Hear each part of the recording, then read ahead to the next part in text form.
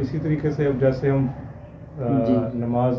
شروع ہو چکی ہے، ہم دوسری تیسری رکعت میں شامل ہوئے جی اور جیسے ہی نماز مکمل ہوئی ہے جی اور امام صاحب نے سلام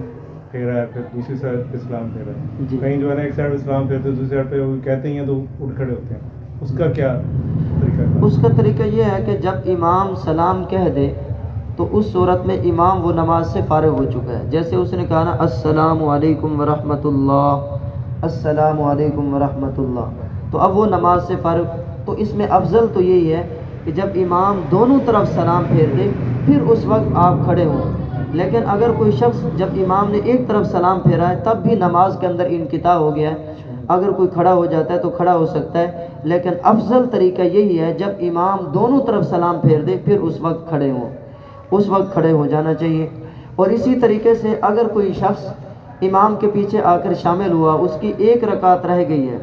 یا دو رکعتیں رہ گئی ہیں، اب امام کو سجدہ سہو کی ضرورت پیش آ گئی، مثلا اس سے کوئی واجب چھوٹ گیا یا فرض کی ادائیگی میں تاخیر ہو گئی ہے، تو اب جب امام اب سجدہ سہو کے لیے سلام پھیرے گا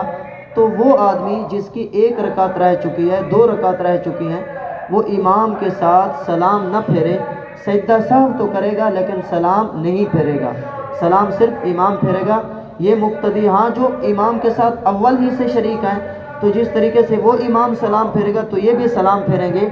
لیکن جس کی ایک رکعت باقی رہ گئی تھی یا دو رکعتیں باقی رہ گئی تھی وہ سجدہ سہو تو کرے گا لیکن سلام وہ نہیں پھیرے گا. باقی آپ کی ایک رکعت رہ گئی یا دو رکعتیں رہ گئی ہیں، اب آپ نے امام نے سلام پھیرا ہے، آپ نے نماز ادا کرنی ہے، تو اب آپ جو شریک ہوئے ہیں امام کی آخری دو رکعتوں میں شریک ہوئے ہیں، مثلا تیسری رکعت میں یا چوتھی رکعت میں. اب تیسری رکعت میں امام صرف سورۃ فاتحہ پڑھتا ہے، اس کے ساتھ سورت نہیں ملاتا، چوتھی رکعت میں بھی ایسا ہے. تو اب آپ کی آخری دو رکعتیں ادا ہوئی ہیں، اول دو رکعتیں آپ کی باقی ہیں. جب امام سلام پھیرے گا تو آپ کھڑے ہوں گے، کھڑے ہو کر آپ نے ثنا بھی پڑھنی ہے، تعوذ بھی پڑھنا ہے اور تسمیہ بھی پڑھنی ہے، پھر اس کے بعد سورۃ فاتحہ